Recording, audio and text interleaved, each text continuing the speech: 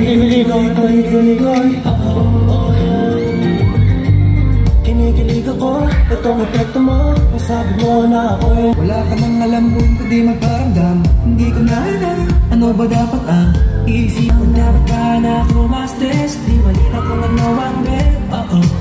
Nag-aantay kung ano nang next, para lang naglalaro ng chess. Antay pa ba? Tuwing gabi ka lang nag-text o mag-message ko'y walang effect.